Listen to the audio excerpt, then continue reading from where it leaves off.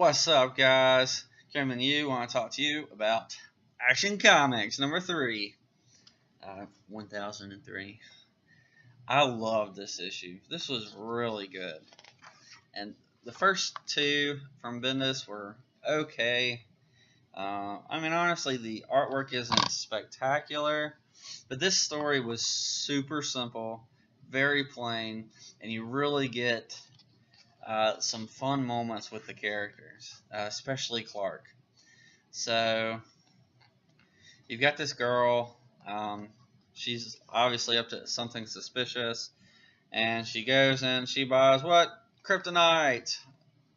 And so, boom, she's got kryptonite now. She's a reporter at the Daily Planet, and so she brings the kryptonite to the Daily Planet.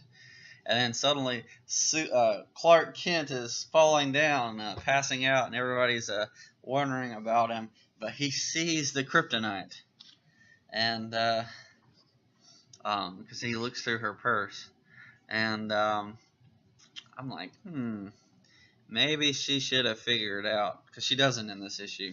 She doesn't figure out that it's actually Clark Kent that's Superman. Because she's kind of been eyeing him the whole time, so I thought she knew who he was, but apparently not. Anyways, he's kind of... One question I had, if she's so knowledgeable about Superman, why doesn't she know that he can't see through lead? And if that's the case, why didn't she have the box in a lead, or the kryptonite in a lead box? Would have saved her a lot of trouble. And, so, yeah, I don't know. So, anyways, so she again, it's real simple, plain storyline, very quick. She gets the kryptonite. She goes to work. Clark passes out almost, and then sees that she has the kryptonite. She leaves. He tells, guess who? Bruce Wayne. And as soon as she walks out, and Clark's back to health, and tells Bruce, of course, Bruce jumps in and as Batman and steals the kryptonite, the purse with the kryptonite in it, and she doesn't know anything. He interrogates her pretty well, and she talks about being mugged by Batman, which is pretty funny, and then he's off, and then she's just kind of left like, how in the world, like, what in the world just happened? There's some really funny interactions with Bruce. Like, I feel like Batman and Bruce Wayne would constantly be doing stuff together. Because, they're best friends.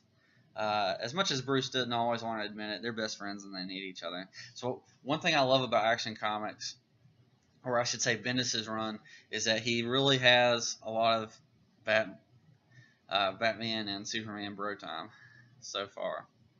And maybe there's just this issue and I'm misremembering. But I really love that they're showing up together.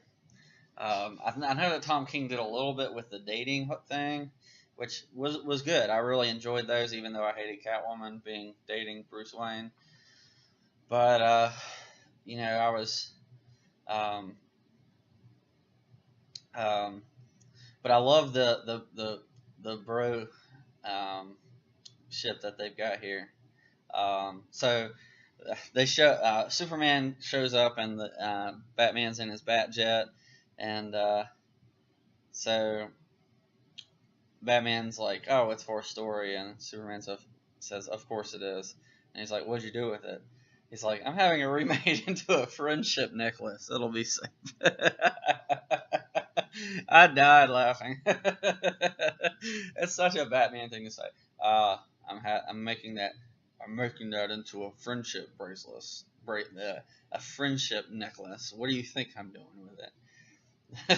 So Superman's like, "Thanks, man, you're the best." and then Batman's like, "World's finest." Too funny. So Superman, follows, what's her name? I don't know what her name is. I don't care. He follows her, and he's listening to her fight, and he ends up flying in and saving her after she's destroyed by the red cloud. So I'm not quite sure what's going on there, although I have a feeling that, if I'm not mistaken, the girl is Red Cloud, And so he's not really saving her from Red Cloud. I don't know. It's hard to tell. So he's definitely suspicious of her.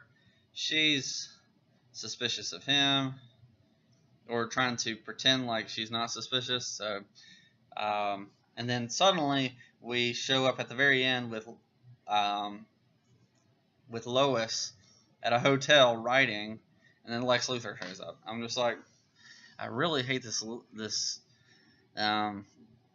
Lois Lane stuff. Like, why is she not with Superman? What is going on? They're married. Her son is off in the middle of the galaxy, and she's at some hotel, not even with Clark. What? Makes no sense.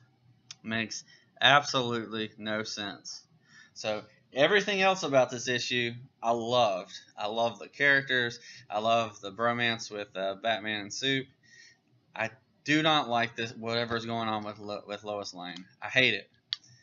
It makes 0 sense. 0 cents.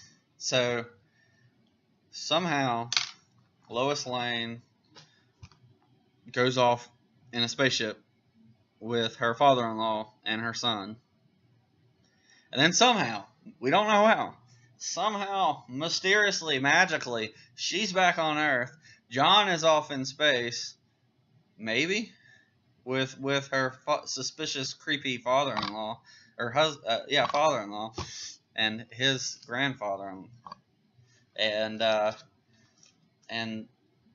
she's just and she's staying in a hotel, not with her husband. What in the world is going on? No, that makes no sense. What in the world? Like, did something happen? Like, you're not making sense, Bendis. Make sense. There needs to be a reason why she's not with Bruce. I mean, not Bruce. Sorry, I watched a video a minute ago with it's either Batman the Animated Series or Superman the Animated Series, and Batman's dating Lois Lane. It's really weird, but pretty funny. Anyways, there's got to be a really good reason she's not with Clark. So I don't know. Other than that one problem with Lois Lane, I love this issue. I really enjoy the character development. Jimmy Olsen is great. Clark Kent is great. This random lady we haven't really learned much about is pretty cool. Batman is awesome. World's finest. So, anyways, let me know what you think, and I will catch you next time. Peace.